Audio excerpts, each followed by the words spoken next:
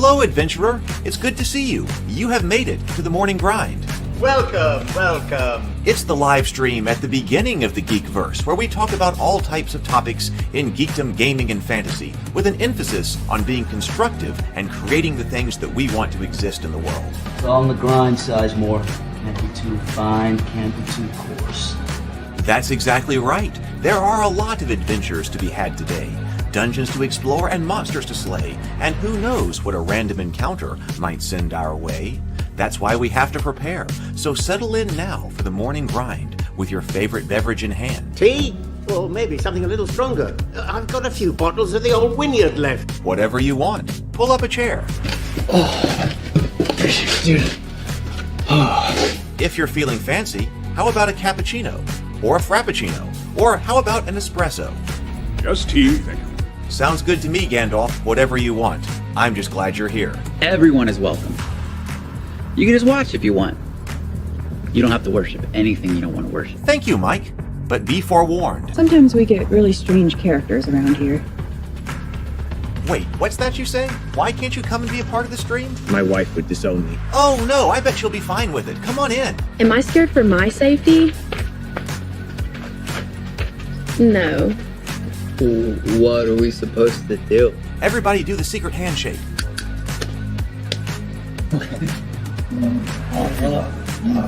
Secret cultist handshake. Oh, now do wizards who love each other. This, my friend, is a science. I still don't have gifts, but it's fine. It's all on the grind, son. Can't be too fine, can't be too coarse. Dude, this would be a sick place to bring the band. Indeed it would be, Dave. It really would. I'm seeing more people coming in. Welcome. Glad to have you here. Oh, look, here's someone new. Is this the cultist meetup? Yes it is.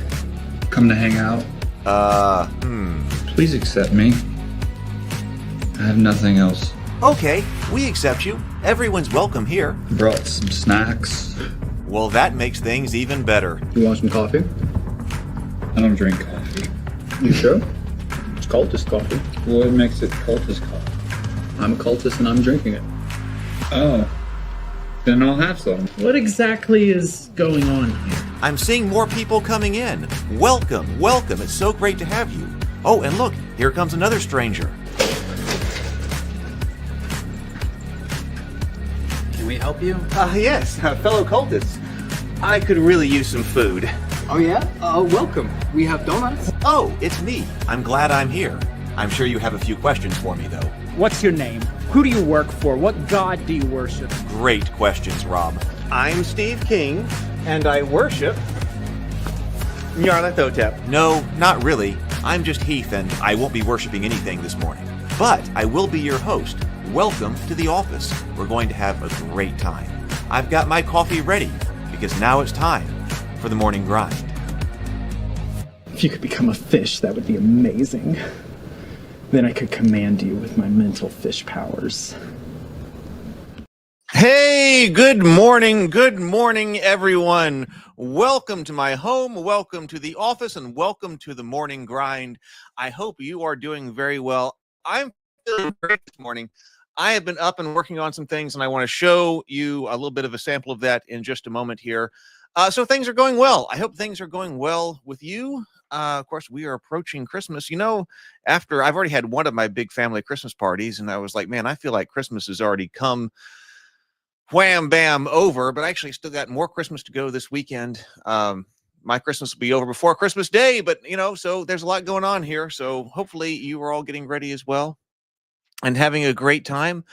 Better with Bacon. We had a brief discussion last night on the Table Talk channel about the War of the Rohirrim and then also the Rings of Power. So if you would like to see that on the Table Talk channel, look up Table Talk Deep Conversations in the Geekverse, or just put in Table Talk Geekverse. You'll be able to get over there to that channel. We had that discussion. I downloaded everything. I'm going to clip that. That's on the docket for today. I didn't get to do that tonight. But I'm going to try to clip that because some people might be interested in just hearing about the War of the Rohirrim section, or just like Better with Bacon's ideas on what could have made a better show than Rings of Power. Definitely recommend that. Hey, Charlie, welcome, welcome. Hey, Robert, good morning. Mike is here. Welcome. Oh, Rodney says, unfortunately, I have to work on related calls. We'll try to listen live. Well, I hope you get to. I hope you get to, Rodney. Here's to you, Rodney. Whoop, here we go. I just have water this morning. Need some water this morning. Good morning, Joel. Good morning. Hey, Brett. What's my next build? Let me show you. Hey, Mike. Good morning. So let me show you. So I am really excited about this. I have been, experimenting with a bunch of different of the generative AI tools and things like that with the intention of like, how do you use these things to, I think, really enhance human creativity. I was talking to James Bacon about this after our stream last night, and I was saying that, yes, I know that with the generative AI tech, we're going to get swamped by just tons of low quality stuff that goes along with that. But at the same time, I think we're looking at a situation where we're going to see just an absolute explosion of human creativity. So I was working this morning on some of the Rabivania stuff because I was my situation was I was like, all right, time to get back to writing and things like that. But I've forgotten that about 3 months ago, I had, or maybe 2 months ago, I had re-edited the Goodnight Sword videos and had them sung, one as a male voice and one as a female voice. So I had the music, like the Goodnight Sword book, which Goodnight Sword is my takeoff of Goodnight Moon, obviously, in the Tales of Rabivania. I had them sung. We animated that. Brianna animated that. She read it. That's on the only video on the Tales of Rabivania channel right now. But I've been working on how we try to like, can I do something else with that? So I wanted to re-edit that animation. I wanted to re-edit what we did to the song. And I wanted to try to push myself a little bit by having the animations of a bard, a guy playing a lute and then a woman singing that song. So here's what I got to this morning. Now I've got other things processing and things, but like the first 5 seconds of this, and I'll probably have to play it and then restart it. The first 5 seconds of this I think are really neat. Okay, here we go.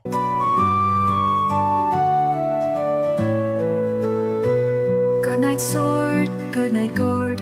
Good night, God, to keep us all safe. Okay, so I mean, I have more, but that was just my little sample export that I did this morning. I'm going to play that first 5 seconds again, because to me, I am so excited about this, because Rabivania has finally come to life. So what you're looking at here, I mean, I've been using a variety of different generative tools, but basically you're looking at a composite here. I was able to, the scene that you're looking at is a manual composite. I was editing this composite together. The assets were generated through generative AI and a bunch of different tools. I mean, I could talk about that later. That's not really the point. But my point is, I've been, because I had done the sour cream and onion video. So, I have done a number of different AI video projects over the last like 18 months or maybe even 2 years, trying to see where we are, what I can do with it. And, two of the most recent were Sour Cream and Onion, the You Can't Summon Cthulhu with Sour Cream and Onion music video, which is over on the Cultists. And then I did Jingle Bell Cthulhu. And I was like, no, wait a minute. I have some different ways about how I could potentially use these tools. And I had left this re-edit of the music video because I really wanted to have them. And I thought that, okay, I'm going to have some really expensive puppets, digital puppets created for them. But then I was like, no, wait a minute. The AI that's been generated, the tools that have come online in the last couple of months actually might let me complete these videos in a really neat way. So I'll play the first part of this again.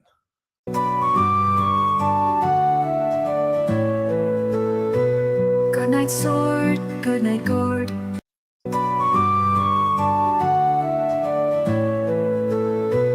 Good night, sword. So those guys in the first 5 seconds, I've got some more of that going. But I was so excited to see that first 5 seconds of those two bards singing the song. And I think it's just the beginning. So I was like, okay, now I think I understand how to put these tools together. Because before the morning grind, before I was live streaming stuff like that, I would sit here and I would work on like Blender, like, okay, I'm gonna have to learn how to use Blender, and I'm gonna have to learn how to use like After Effects. When I was working with David was like, the thing that the skill that you could learn that would be the most productive to us all would be like an Adobe After Effects expert. So I was working on Adobe After Effects and all that. But there's just so much. I mean, it's so much. So to me, you know, I like the writing and the producing. You know, I want to be able to write it, and then I want to be able to produce something that comes out of it, you know, and I want to be able to do it without like having to sculpt every little thing in Blender, or, you know, it's so time consuming. If I've got 100 videos I want to do, working with nodes in Blender, I mean, it was never going to work. I mean, I tried, but it was like, okay, it's never going to be able to produce those things. Finally, I'm feeling like we have the tools that I can sit down in the morning. I can spend like 3 hours working or whatever and actually get work done and things like that. And I'm very excited about that. So that's why I say that, like, for my mainstay video production, it's probably going to be story stuff on the YouTube channels like Tales of Rabavania or Theophany or things like that. So I really think 2025 is going to be big. I think 2025 could be really big because of all the tools that we've got going around. I've been learning how to use them. I'll be able to tell stories and put these things out. So I'm looking forward to a huge 2025. Hey, Jason, welcome, welcome, welcome. So that's just a taste of like where I am right now. And like I said, that's the worst it'll ever be, right? Because these tools are always improving. So I think now is the time to strike and to be able to create these things. All right. So our main topic for today is to return to the white box of D&D, because we had started with this because I wanted to know what was in the white box, but then we realized that, okay, actually it's expecting you to have chainmail on the table. And so we went over to chainmail and did a couple of days going through what was actually in that. Now we're going to return to the white box D&D. And so just before we do that, we do need to do a breathe and sip. Let's breathe and sip. Let's take 2 deep breaths. I have water this morning in the Witch's Brew cup. So I've got water because, hey, that's really tasting good this morning. So we're going to take 2 deep breaths, deep inhales, complete exhales, and then take a sip of your favorite beverage, whatever it is this morning. This is the mental health portion of the show. Then we'll get into the main topic. So here we go. Let's breathe. Here we go.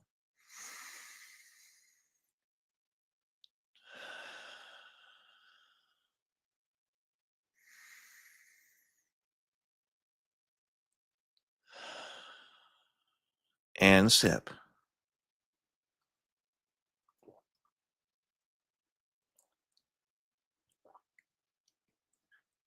All right. That's great. That's great. Wonderful this morning. All right. Let's pull up the white box. And I need to bring it up on my side as well. Okay. So here I am. So we were someplace around here last time. We had been discussing, we had already discussed this. Well, okay. Actually, this is where we were. And there were some things in here that were unclear to us, or at least unclear to me, because I hadn't been through chainmail. Do I need to turn this light down? Maybe that. Because we were looking at, okay, levels and the number of experience points necessary to obtain them. We'd already seen this particular chart because we had talked about Llama and Patriarch in here. But we had also looked at, okay, we got Veteran, Warrior, Swordsman, Hero, Swashbuckler, Myrmidon, Champion, Superhero, and Lord. And so we found out that some of those titles are from chainmail, like Heroes. It talks about heroes and superheroes. I remember those being in there. And so what we've got here is a situation where, okay, we need, if we're going to be doing Dungeons and Dragons, which is just about people, like, you know, the individual rather than always the army, we potentially, it seems like we need some additional ranks between what was already present in chainmail. So being that hero and superhero were in there, let's come up with some new ranks between those, and also up to hero. So besides being a normal man, okay, so you're a little bit more than a normal man. Oh, thank you. Brett says, really excited for you. Go 2025. I thank you. I hope we hit that hard, and I hope everybody hits 2025 really hard. I think it's gonna be a great year. And do these ranks exactly make sense, especially in any particular game world? Well, maybe not, but now I'm understanding how it was built out and why, right? So we were looking at statistics regarding class, fighting man, dice for cumulative hits.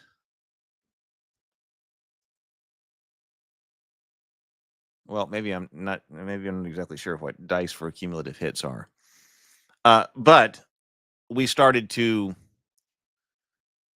but this is when we started to understand, okay, these are things that were in the original chainmail book. Here's like man +1, right? Because we had men, right, and the dice, the bearded devil is saying the dice equals a d6. But like in chainmail, we had men, and then we had heroes, and we had superheroes. So like for clerics, this is trying to tell us an acolyte, okay, is equal to a man, an adept is a man +1, village priest 2 men. So it's our situation.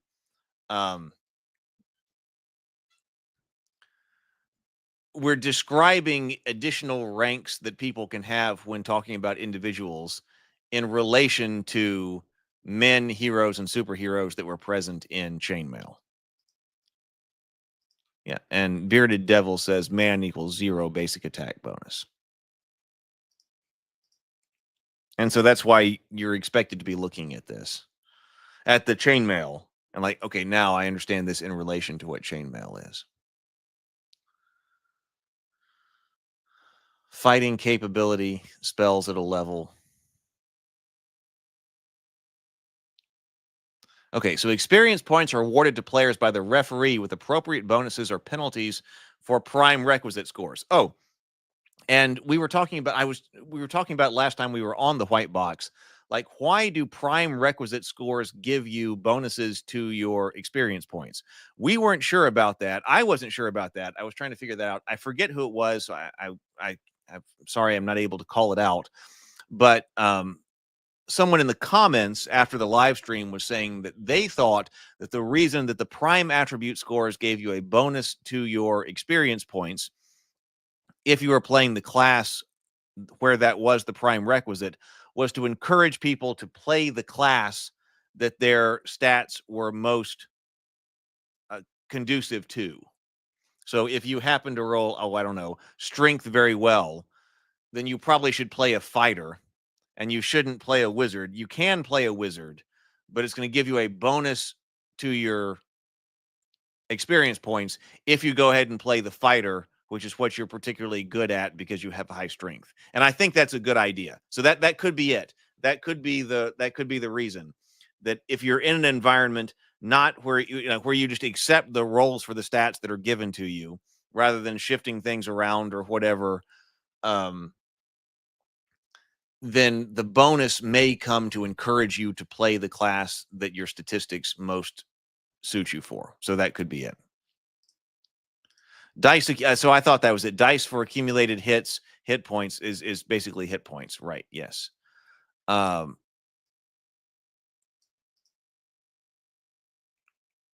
Because we were looking at when we were talking about chainmail, we didn't exactly have hit points in chainmail, but there were people who would say you take so many more additional hits or something like that. So I think that's what this is. And so Rodney's basically confirming that with us, that dice for accumulated hits is kind of like hit points.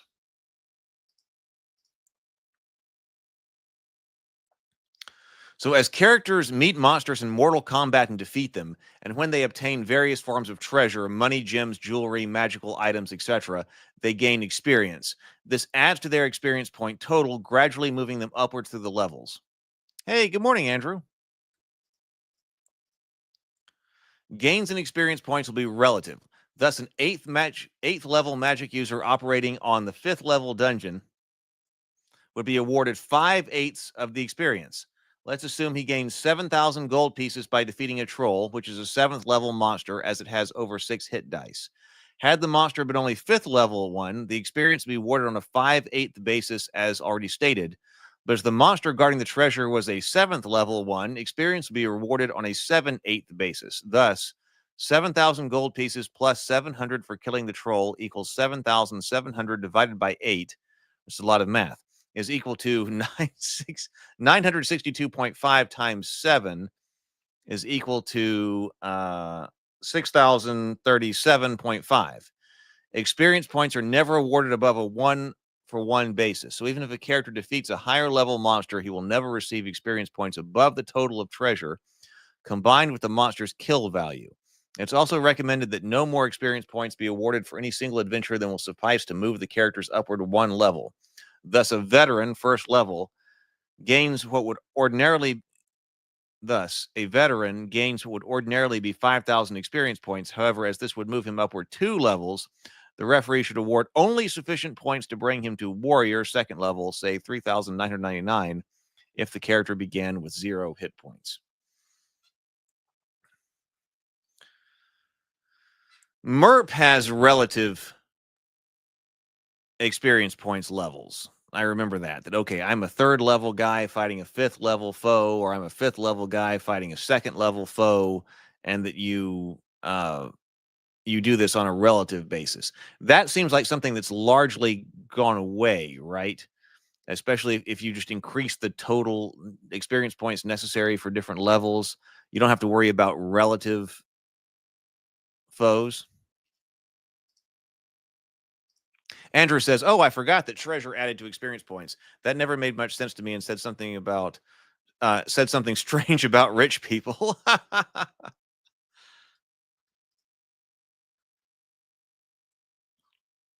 There's no theoretical limit on how high a character may progress, i.e. a 20th level lord, 20th level wizard, etc. Distinct names have only been included for base levels, but this does not influence progression.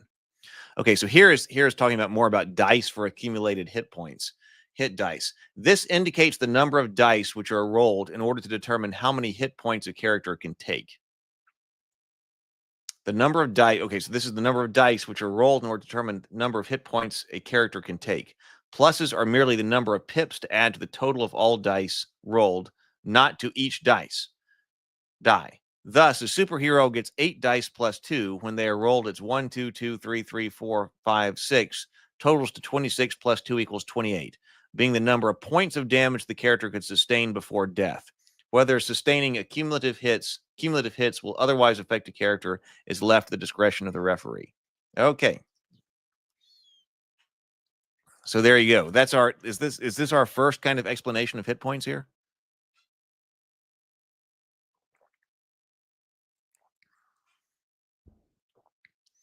That's the total number of points of damage the character can sustain before death. But if sustaining cumulative hits will otherwise affect the character, such as injuries, wounds, whatever else, that's just left to the discretion of the referee. Rodney says, XP for treasure drives different play behavior. Gold necessary to fund domain level play, armies, and strongholds.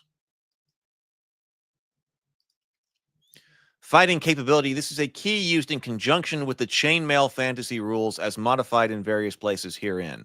An alternative system will be given later for those who prefer a different method. Spells and levels. The number above each column is the spell level. Complexity, a somewhat subjective determination on the part of your authors.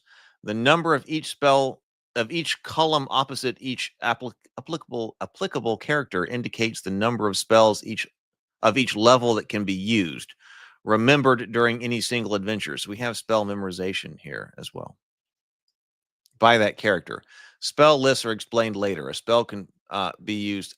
A spell once used may only be reused, may not be reused in the same day. Levels above those listed. Progressions of dice for accumulated hits, fighting capability, and spells and levels may not be evident. An 11th level lord would get 10 plus 3 dice and fight as he did at the 10th level. But at 12th level, he could get 11 plus 1 die and fight as a superhero plus 2. At 13th level dice would be 11 plus 3 with fighting capability of a superhero plus 2. It's talking about like continuing the progression, I guess. On 17th level wizard would get 9 plus 3 dice and fight a 16th level, just as an 18th level wizard would get dice of 10 plus 1 with no change in fighting capabilities. The change coming at 19th level, fighting then being done at wizard plus 3. Okay. An 11th level patriarch would get dice of 7 plus 3 with fighting ability unchanged.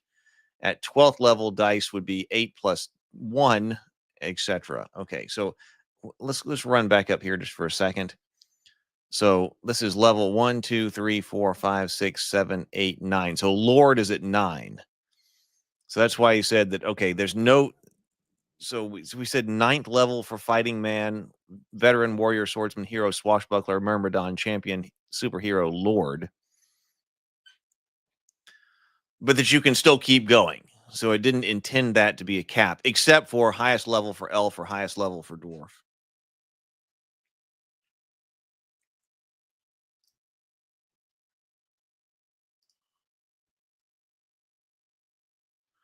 Better with Bacon says, yeah, treasure for XP is gamification. It doesn't make sense intuitively, but it drives behaviors.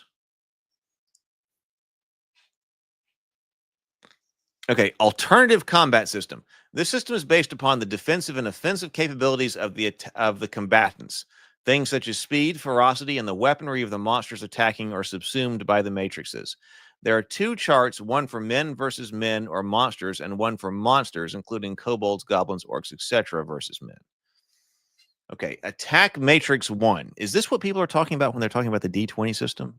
Like people were talking about, well, if you don't have chainmail, you do a different system. Is this what they're talking about? Attack matrix 1, men attacking. Target, okay, we've got armor class 2, 3, 4, 5, 6, 7, 8, 9. And the description of that armor class. Plate armor and shield is armor class 2. Plate armor 3, chainmail plus 3. Okay, so Rodney confirms. This is D20. Chainmail plus shield, chainmail, leather plus shield, leather armor, shield only, no armor or shield. 20-sided die used to score a hit by level. And I guess that's level for everybody? How does this stack up? Once you're 16 plus, you're hitting no armor guy and no shield on a 1 plus. If you're at level 1 to 3, you're hitting plate armor and shield on a 17 plus. By the time you get to 16th level, you're hitting plate armor and a shield on a 5 plus. Okay, so no, this is no. 20-sided die to hit per level for fighting men. Magic users, I thought that was weird. Magic users advance in steps based on 5 levels a group. 1 to 5, 6 to 10, etc. And clerics in steps based on 4 level groups. 1 to 4, 5 to 8. Normal men are equal to first level fighters. Okay, so my understanding there is that if you are a magic user, you use this column right here, the 1 to 3. If you are 1 to 5, and then 6 to 10, you move over here. Clerics would use this column for 1 to 4 levels, and then this column for 4 to 8, etc. Okay, so that does preserve the idea that the fighting men are better fighters than the clerics and the magic users. Makes sense.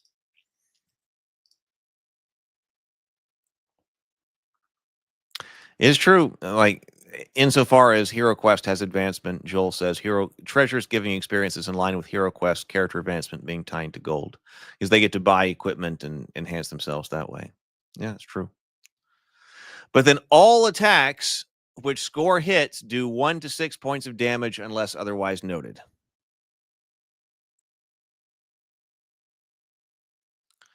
Attack matrix 2, monsters attacking. So armor class description, all as in table 1. 20-sided die used to hit by monsters' dice. Monsters' dice number. That's like their hit die. Dice up to 1, 1 plus 1, 2 to 3, 3 to 4. and you'd be looking at the hero's armor class over here. All base scores to hit will be modified by magic, armor, and weaponry. Missile hits will be scored by using the above tables at long range and decreasing armor class by 1 at medium and 2 at short range. Here's our saving throws. And somebody mentioned that saving throws have been around longer than chainmail. And, come to think of it, I think I had seen that term saving throw in some of the other war games I had played, or at least didn't, not necessarily played, but had the rules for. Thinking about a Napoleonic game. I'm not sure if it's around here or not, but I had some Napoleonic rules. And that used the term saving throw too, I think. So that did come through.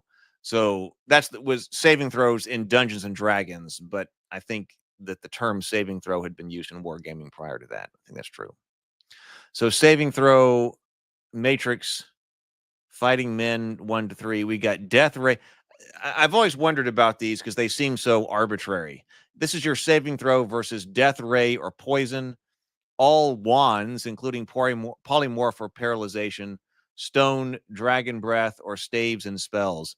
I always thought that even into 2nd edition Dungeons and Dragons, which is the one that I started with, that, okay, here are your saving throws, and your list of saving throws is rather arbitrary. I always felt that way. So I wonder where that came from.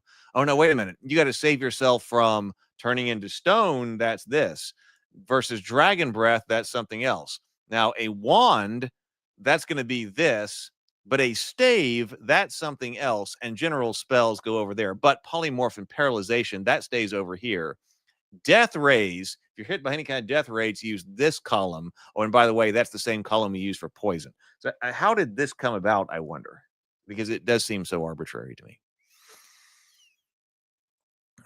Failure to make the total indicated above results in the weapon having full effect. For example, you are turned to stone, take full damage from dragon's breath, etc. Scoring the total indicated above or scoring higher means the weapon has no effect.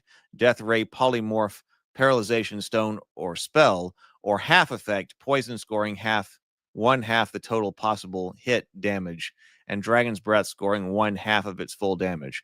Wands of cold, fireballs, lightning, etc., and staves are treated as indicated, but saving throws being made result in 1/2 damage. RSW, rods, saves, rods, staves, wands.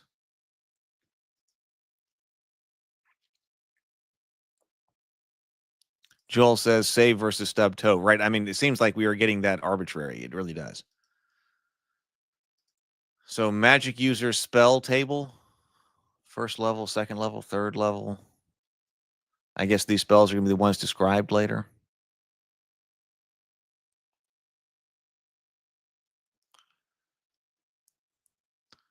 So here's our turning table.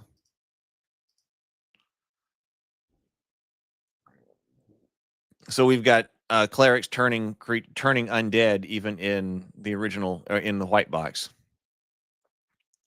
Skeleton numbers are the score to match or exceed to turn away from, rolled with 2 6-sided. Oh, this is a 2 6-sided die roll.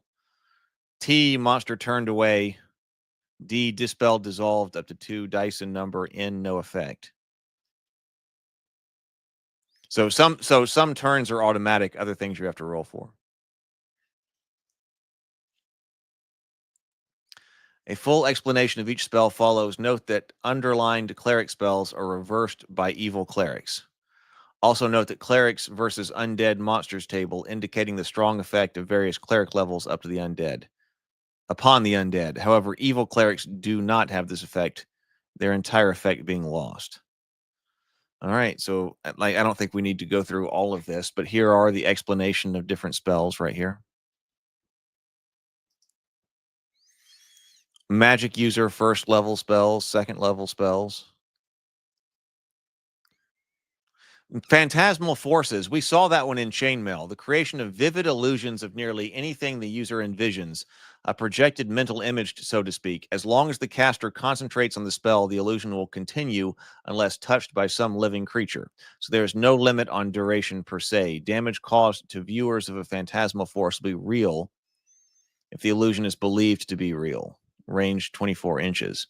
So like that was phantasmal forces in Chainmail. That was actually conjuring some illusory unit to be on the battlefield. I also played a lot of clerics. Andrew says, I was always a cleric, easy to claim that role, necessary but few desire it. I played clerics and fighters. It seemed to me like a lot of people have two different classes they play a lot, and I played clerics and fighters quite a bit. 3rd level spells. 4th level. Beautiful Witch versus Amazon. Okay, there we go.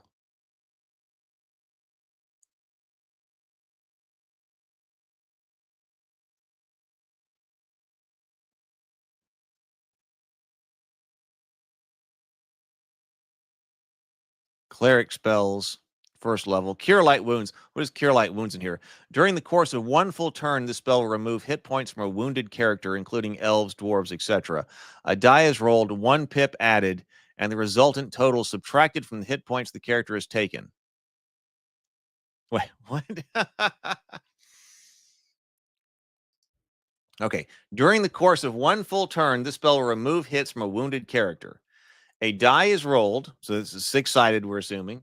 1 pip added, and the resultant total is subtracted from the hit points the character has taken.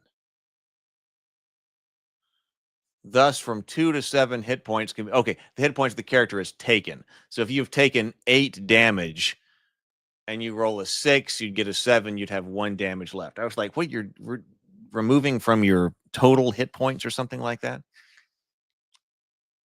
But no, okay, no, you're subtracting. Like, I would think of that. You get to add hit points. When you cure yourself, you get to add hit points back. But this is telling you that you get to subtract from your damage taken. Okay. Jason says, my 2 classes are Paladin and Ranger. Yeah. Mike says, you're recording the damage taken, not points lost. Right. Your damage taken is going up, so Cure Light Wounds allows you to subtract from your damage taken.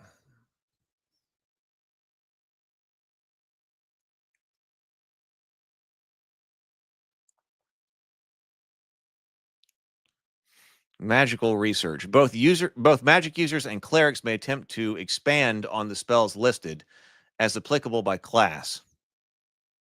Oh, wait a minute. Detect evil, always a crapshoot, depending on how philosophical your DM is. What is evil? What does it actually say about detect evil right here? I see dispel evil.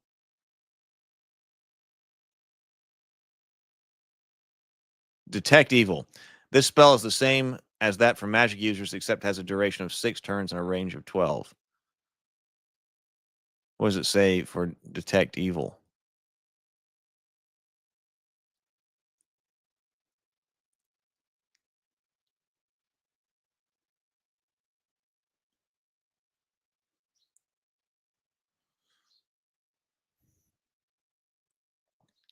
Detect evil, a spell to detect evil thought or intent in any creature or evilly enchanted object. Note that poison, for example, is neither good nor evil. So it calls out poison specifically. But that does seem like it's left up to the adjudication of the referee. A spell to detect evil thought or intent in any creature or evilly enchanted object.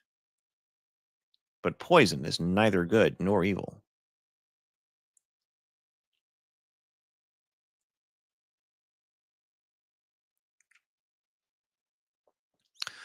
So both magic users and clerics may attempt to expand on the spells listed as applicable by class. This is a matter of time and investment. The level of the magic required to operate the spell, determined by referee, dictates the initial investment. Investment for 1st level is 2,000 gold pieces. 2nd level is 4,000 gold pieces. 3rd level is 8,000 gold pieces. 4th level is 16,000 gold pieces. 5th level, 32,000, and 6th level is 64,000. The time required is 1 week per spell level. For every amount equal to the basic investment spent, there is a 20% chance of success cumulative. An investment of 10,000 gold pieces in order to develop a new 1st level spell, for example, has a 100% chance of success after 1 game week. The level of the spell research must be consistent with the level of the magic user or cleric involved. The character must be able to use spells equal to or above the level of the one he desires to create. The character must be able to use spells equal to or above. Okay. the spell level.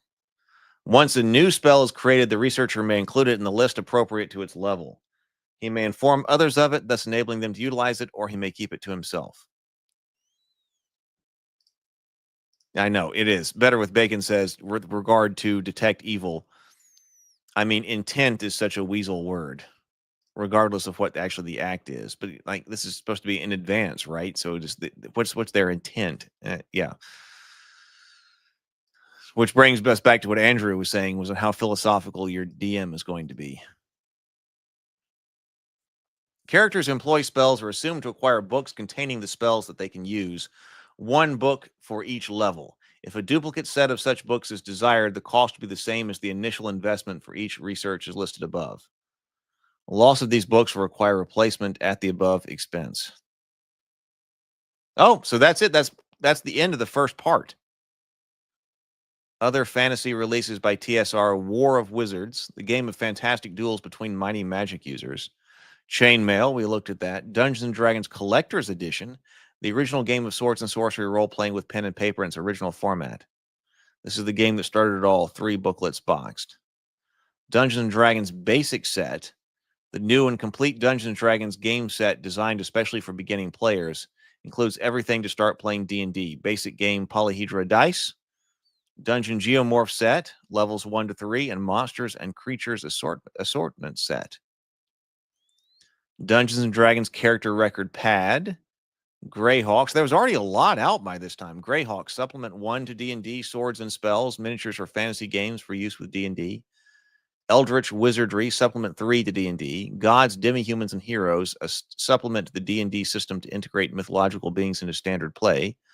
Dungeon Geomorphs, Outdoor Geomorphs. Dungeon, the board game of fantastic dungeon adventuring for 1 to 12 players boxed. Empire of the Petal Throne, fantasy adventure in the world of Tuckmel. Star Probe, complete game of adventure, exploration, and conflict in space. Star Empires.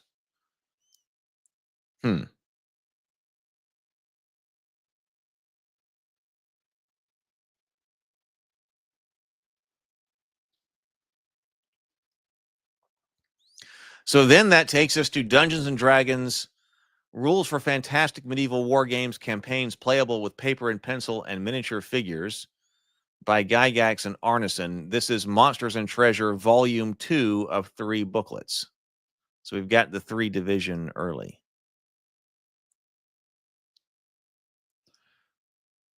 Better with Bacon says, YouTube ate a comment I made because it used language it didn't like. I said, unaliving an entire village is evil, even if they are magically plagued to turn to the undead after they succumb. Oh, Andrew says, I think we had house rules that clerics didn't need books. That was for slimy magic users. Us clerics just prayed to our magic. Oh, so in this, as rules as written, they both require books. Was that the case?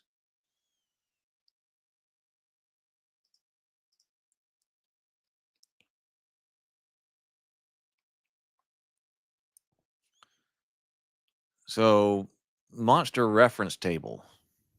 Hostile and benign creatures. Special characteristics are dealt with in the separate paragraphs pertaining to each monster. So we've got monster type, number appearing. All right, that's early. Number, armor class over here. Movement in inches. Hit dice. In layer percentage and type or amount of treasure.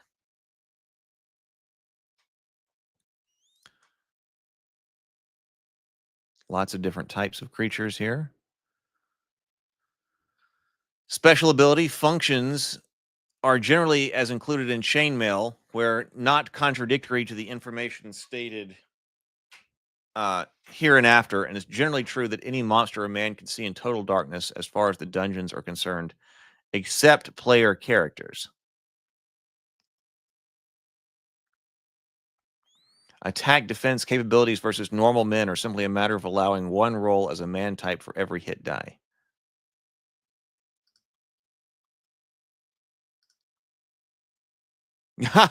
Right. I was wondering, okay, so where is that?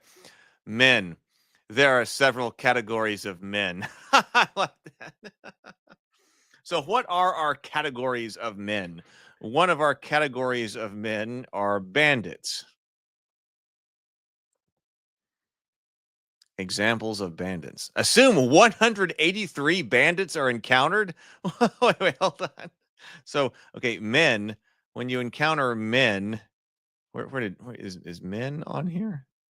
Monster type men. Yeah, okay. Number appearing 30 to 300. Okay, so like, us men, we travel in packs of 30 to 300 when you encounter us. Of course, kobolds and goblins are 40 to 400, orcs 30 to 300. So, yeah, okay. So, although bandits are normal men, they will have leaders who are super normal fighters, magical types, or cleric types. For every 30 bandits, there will be one 4th level fighting man. For every 50 bandits, there will be an additional 1 5th or 6th level fighter. For every 100 bandits, there will be an additional 8th or 9th level fighter. If there are over 200 bandits, there will be a 50% chance of a magic user and a 25% chance of a cleric at 8th level. If there are exactly 300 bandits, there will absolutely be a magic user, and the chance for a cleric goes up to 50%. There's also a chance there will be magical accoutrements within the normal fighter types. 5% chance for fighting men. 5% chance for magic users. Yes, so assuming that 183 bandits are encountered, which is a lot of bandits, there will be the following supernormal types with them: 6 fighting men of 4th level, 3 fighting men of 5th or 6th level, 1 fighting man of 8th or 9th level, the leader. Using a percentile dice, a score of 20% or less would indicate that the 4th level fighters had magic armor, shield, and or a sword. Check each fighter by category. A roll of 25 to 30% or less would indicate the same for a 5th to 6th level fighter, and a score of 40 to 50% or less would indicate the same for an 8th or 9th level fighter. Armor class, see composition of force, movement in inches, see below. Hit dice, 1 die per man. So composition of force: light foot, leather, armor, and shield, 40%. Short bow, leather armor, or light crossbow, 25%. Light horse, 25%. Medium horse, 20%. All supernormal individuals with the force to be riding heavy barded horses. Right, I know. Like, what sort of man of God would team up with bandits? That's the cleric needs to be defrocked. The evil kind, right?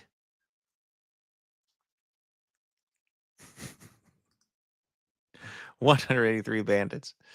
Yeah, I know. This is your right. Your party of 6 encounters 183 bandits.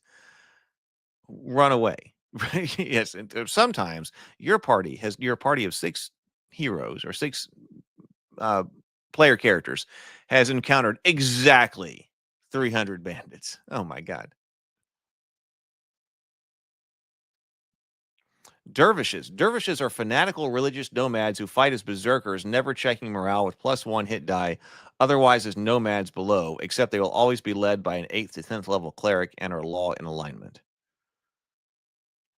Buccaneers. Buccaneers are water-going bandits in all respects except composition of their forces. So here's a new composition of forces. Pirates, the same as buccaneers, except for they align with chaos. Cavemen. Cavemen fight as 2nd level fighting men, armed with weapons equal to morning stars. Mermen. Mermen are similar to berserkers in most respects, but they fight at -1 on land. Oh, okay. So we do have berserkers here. Okay, so the underlines, we're going to a different category. So berserkers are simply fighting men, are simply men mad with battle lust. They'll have only fighting men with them explained in the paragraph above regarding bandits, and they never check morale. When fighting men, when fighting normal men, they had +2 to their dice score because of their ferocity. So berserker is up here.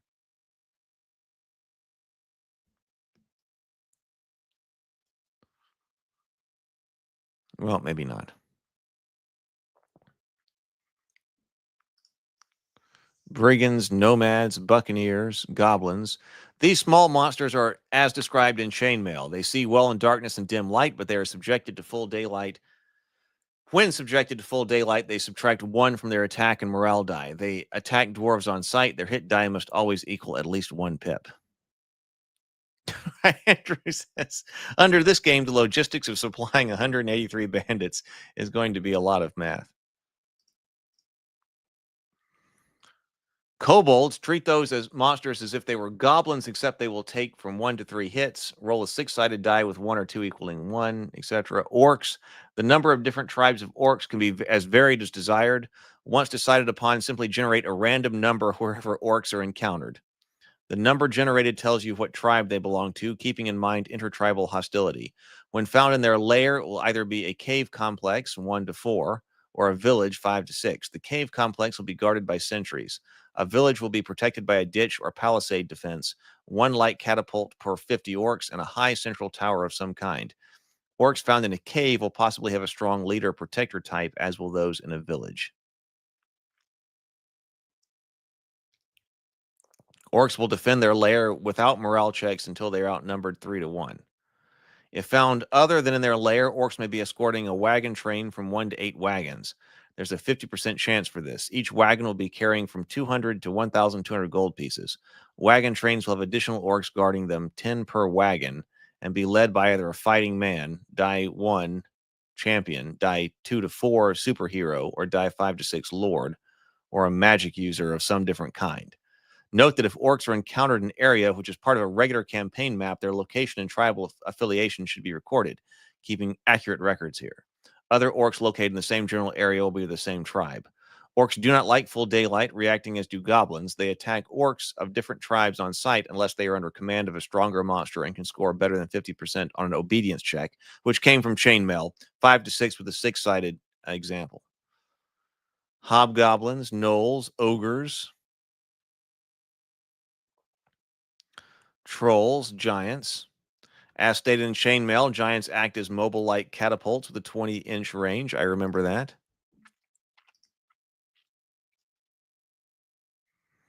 We have hill giant, stone giant, frost giant, fire giant, and cloud giant. Skeletons and zombies.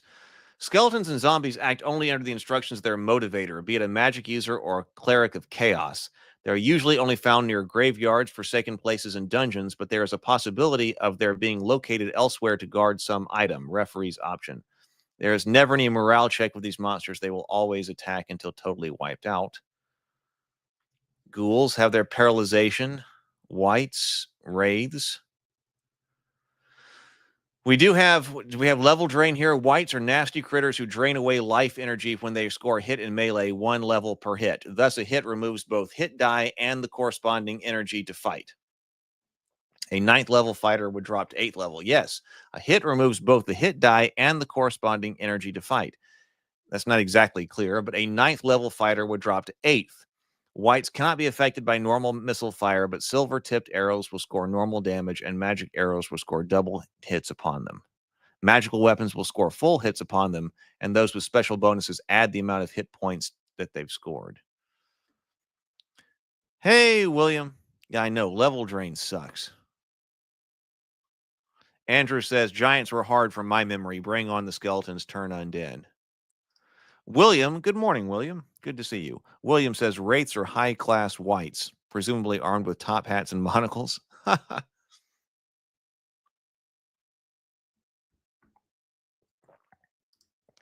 what it says right here.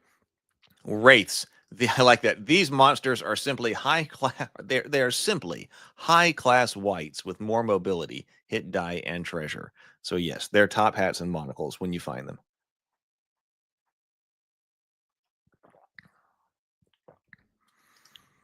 Mummies do not drain life energy as wights or wraiths do, but instead their touch causes a rotting disease which makes wounds take 10 times the usual time for healing.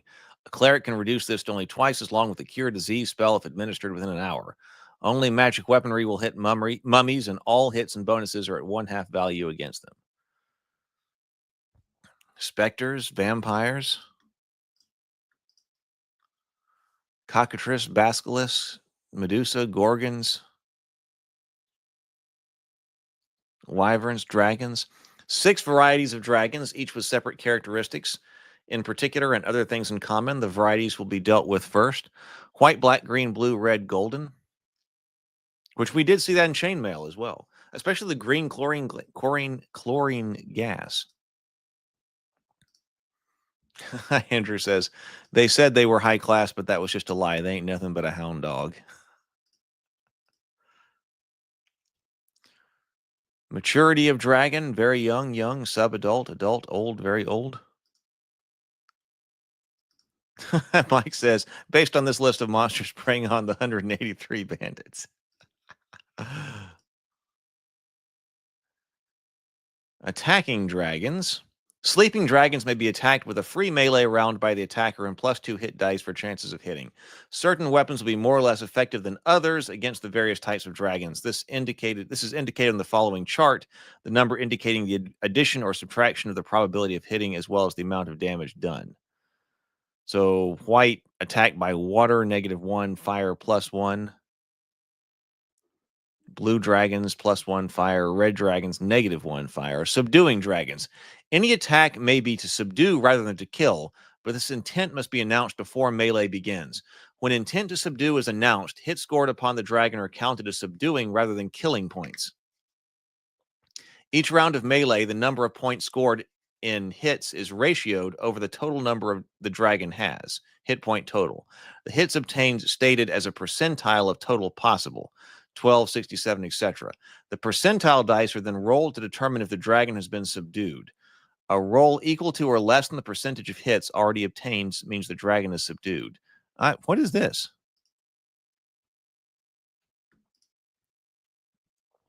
A very old 11 hit die red dragon is encountered asleep in its cavernous lair.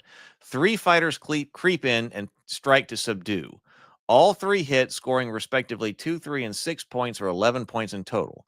11 ratioed over 66, the number of hit points the dragon can absorb before being killed, or in this case subdued, is 1/6 or 17%. The referee checks to determine if the dragon is subdued and rolls over 17 on the percentile die. The dragon is not subdued, and a check is then made to see whether or not he will bite or use his breath weapon during the second melee round. The results indicate that he will breathe. The attackers strike again, and once again, they hit all for a total of 12 points. The dragon breathes as none of them make their saving throws. The attackers are all killed, for they take 66 points of damage from dragon fire. Subsequently, the referee rolls a 1 on the percentile die. Any roll up to 34 would have indicated success, indicating the attackers had the attackers survived, they would have subdued the red dragon that turn. Yeah, I don't know. William says, why is it only dragons can be subdued? Genuine question. I'm wondering too, why is this rule here?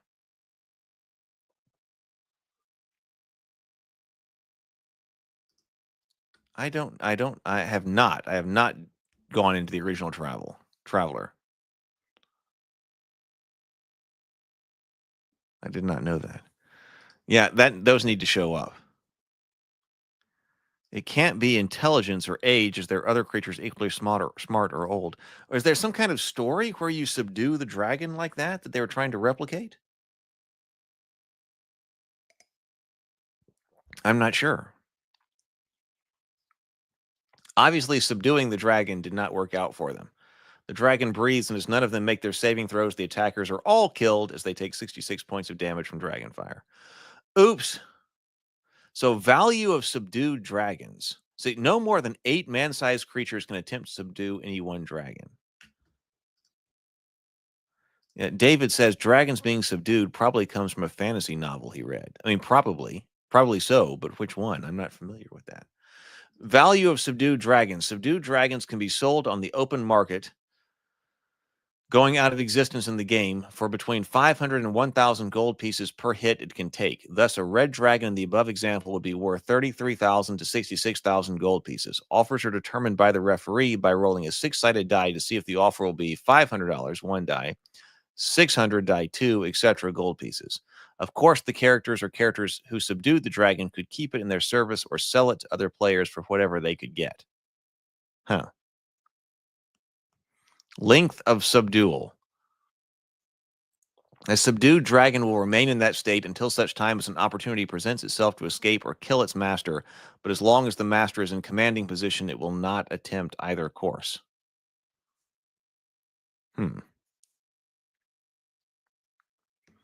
If 2 dragons are encountered, they will be a mated pair of at least the 4th age category. If 3 or 4 dragons are encountered, they will constitute a family group of male, female, and 2 young.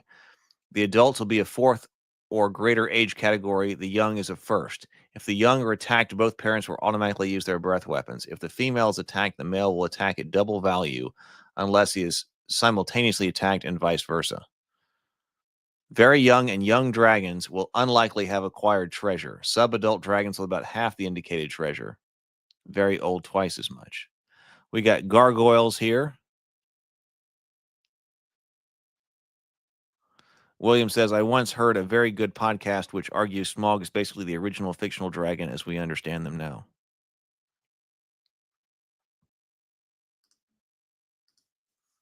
Yeah, what kind of art is that? We've got all kinds here in this book. Lycanthropes, purple worms, sea monsters.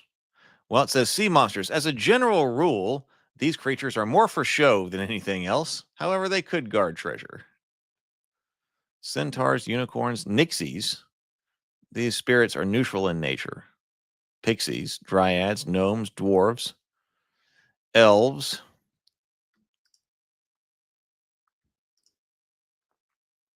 Treants, Pegasi, rocks, griffins, invisible stalkers. As previously noted in Volume 1, there are monsters created by 6th-level spells, utterly directed or from scrolls. They are faultless trackers. Different kinds of elementals are here. Jinn here. Ifrit, ochre jelly, black or gray puddings. Also here, green slimes, yellow mold, deadly underground fungus that can be exterminated only by fire. Horses, different kinds of horses. Insects or small animals. Large insects or animals. Here's some more art here for us. All right.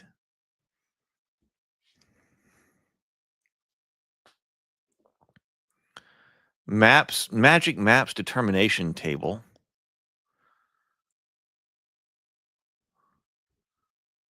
So it's treasure generation here. Oh, yeah, treasure types. Okay, so treasure types right here.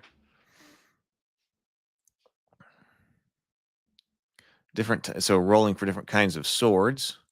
Here's sword -2, a cursed sword. Armor. Miscellaneous weapons, 10 magic arrows, an axe +1, etc. Spear +2, spear +3. Potions, different kinds of potions.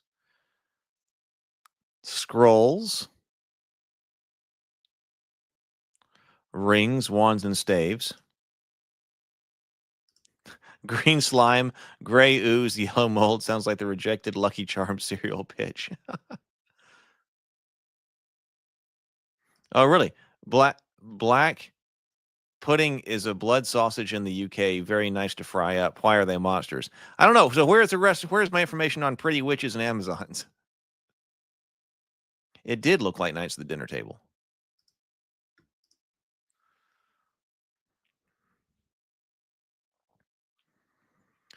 Explanation of magic items. Among magic weaponry, swords alone possess certain human and superhuman attributes. Swords have alignment, lawful, neutral, or chaotic, an intelligence factor, and egoism rating, as well as an optional determination of their origin and purpose. These determinations are made as follows. So that's interesting. Sword ego is also very early in here. Determine the alignment of your sword. If a character picks up a sword which is not of the same alignment as he, damage will be taken as follows. Law to chaos, 2 dice. Neutrality, law, chaos, 1 die. If a non-player character is directed to take up a sword, the damage will only be 1/2 of the stated above, for the party is not acting as a free agent. Additionally, the sword might cause the one who took it up to be freed from a spell, change alignment, or otherwise gain powers that would remove them from the service of their former master. In addition, if the intelligence and egoism of the sword, see below, is 6 or more points above that of the character who picks it up, the sword will control that person, even though causing him to become aligned as the sword is, and he will immediately act accordingly. This could mean, for example, that a hireling of a lawful player character ordered to pick up a neutral sword and taken over by it would deliberately lie about its powers, whereas if the sword were chaotic, he would attack.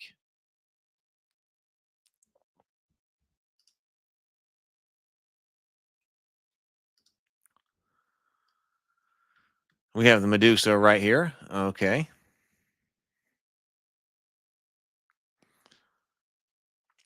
So egoism, only those swords with an intelligence of 7 or more will have an egoism rating. Egoism ranges from 1 to 12. The higher the number, the greater ego of the sword. The egoism of the sword will cause it to do the following. 1, lead its user past better weapons. 2, lead its user into great danger in order to exalt its role in combat. 3, allow itself to be captured by a higher level creature character which is closer to the sword's station. 4, surrender itself to a creature character of a lower level in order to exercise greater control over its user.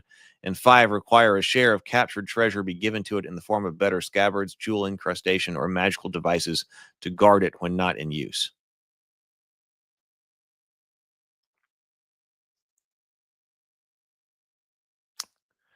Whenever I see, I remember like sword egos and things like that in 2nd edition. I don't think we ever had anything like that, but this is kind of implying that a lot of them might have it.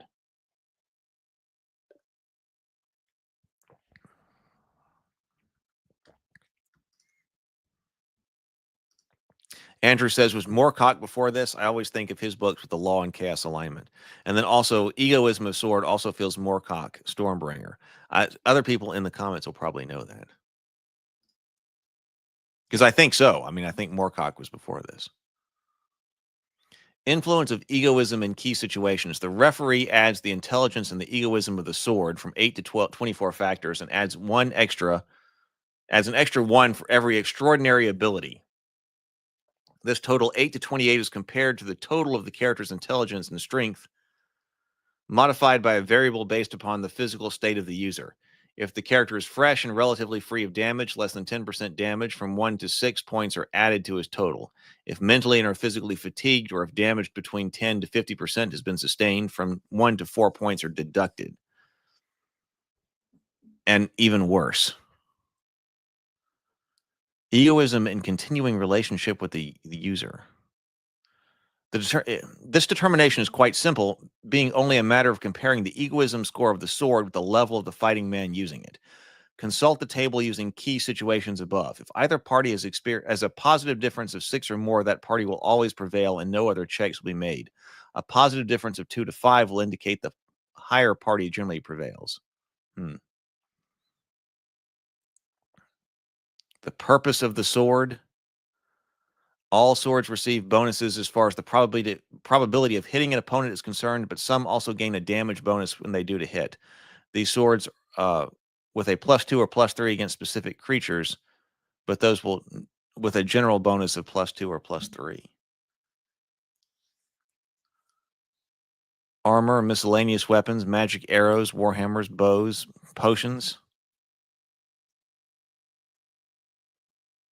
Andrew says, I know plenty of fighters that were dumber than non-magic swords.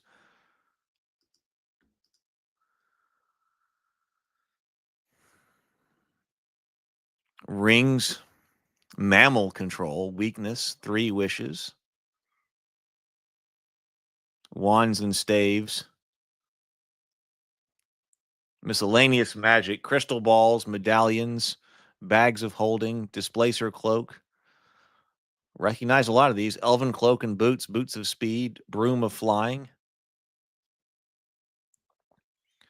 Helm of chaos, drum of panic, horn of blasting. Artifacts. Oh, more art. Here we go. We have a wraith and a fire elemental. William says, Gygax was obsessed with polearms, but there are no magic polearms here. I did see magic spears.